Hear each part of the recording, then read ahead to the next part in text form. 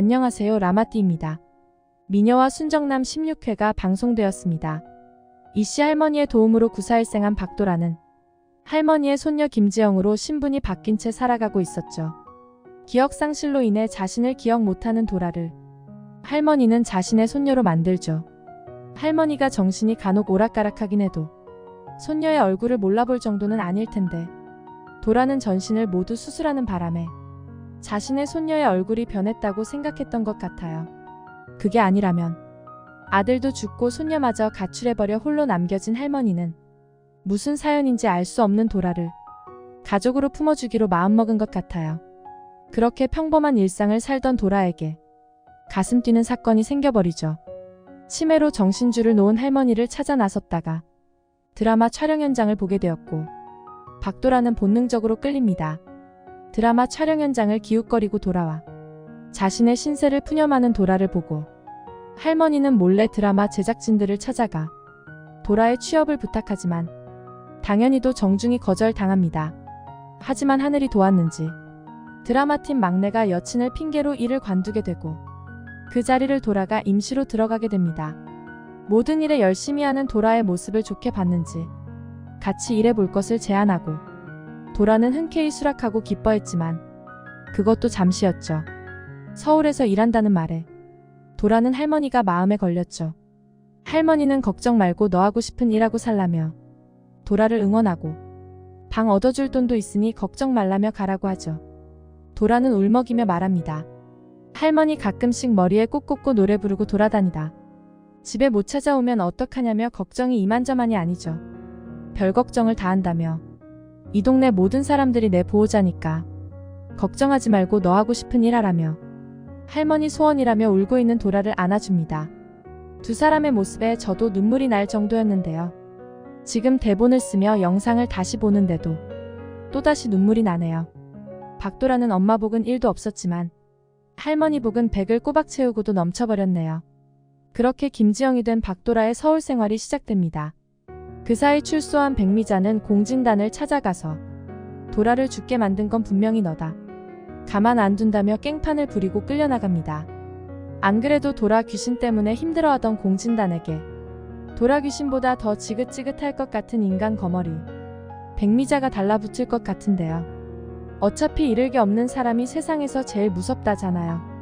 백미자의 복수는 이제부터 공진단을 향하게 될 것 같은데요. 과연 어떤 식의 복수를 할 수 있을지 궁금해집니다. 17화 예고편을 보면 김지영이 된 박도라는 방송국 생활이 너무 신나죠. 할머니 나 이제 방송국 댕기는 여자요. 모든 일이 즐겁습니다. 그러나 집을 구해야 하는 난관에 봉착하죠. 시골과 다르게 월세가 너무 비쌌고 도라는 할머니에게 손을 벌리기 싫었죠. 서울 하늘 아래 지가 갈 집은 없네요라며 필승이에게 푸념을 늘어놓자 그럼 내가 아는 집 있는데 한번 가볼래요? 라며 자신의 집 비어있는 문간방을 권합니다. 어릴 적 살던 집에 기억을 잃은 채 또다시 살게 되는 도라가 되겠네요. 아마 그 집에서 살다 보면 어릴 적 기억들이 떠오르며 그 시절 자신이 좋아했던 고대충이 떠오르게 되지 않을까 생각이 듭니다. 필승이네 집으로 들어온 이상 그 집 사람들과 마주치는 일들이 많을 텐데요. 아마도 소금자가 가장 먼저 도라를 알아보지 않을까 싶죠. 능글능글해진 박도라가 소금자와 부딪힐 일이 가장 많아 보이긴 합니다. 방송국에서 일하다 보니 박도라에 대해 사람들이 이야기하는 걸 우연히 듣게 되고 김지영이 된 박도라는 박도라를 검색해봅니다. 다른 기억은 다 있는데 박도라에 대한 기억은 전혀 없었으니 말이죠. 엄마 도박 빚으로 스폰하다 걸려서 그것 때문에 죽은 게 맞냐고 필승이에게 묻자 필승이는 뚜껑이 제대로 열립니다. 도라가 남자였으면 이미 응급실행이었을 거예요. 당신이 뭘 안다고 함부로 짓거려? 라며 도라에게 화를 내고 늘 온화하던 필승이의 모습에 도라는 당황합니다. 우연히 발견한 직진 멜로의 대본을 보자마자 도라는 가슴이 이상합니다. 뭔가가 날아와 꽂힙니다. 싸늘하다. 가슴에 비수가 날아와 꽂힌다. 대본을 보며 울고 있는 도라의 모습을 본 필승이는 놀라서 들고 있던 가방을 놓치는데요. 필승이가 말합니다. 이봐요 김지영씨. 혹시 대본에 침 흘린 거 아니죠? 그거 딸랑 하나 남은 대본이란 말이에요. 라고 말하진 않겠죠. 미안해요 개드립이었어요. 울고 있는 김지영의 모습을 본 필승은 과연 박도라를 알아볼까요? 벌써 알아본다면 작가님 칭찬해주고 싶네요.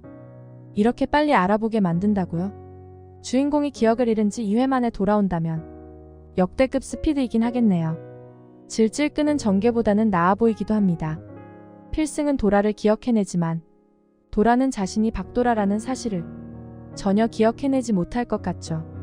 김지영이 박도라라는 사실을 혼자만 알게 된 필승이가 도라의 기억이 돌아올 때까지 극진히 아끼고 사랑할 것 같아요. 순정남 고필승이니까요. 대답 없는 바다를 향한 순애보만 하던 필승이었는데 자신을 몰라보는 도라면 어때요? 자기 눈앞에 이렇게 살아있는데 말이죠. 하나 걱정되는 건 박도라가 기억을 되찾기 이전에 백미자와 마주치지 않길 바라는데요. 아무도 몰라봐도 엄마는 자기 자식을 한눈에 알아볼 테니 말이죠.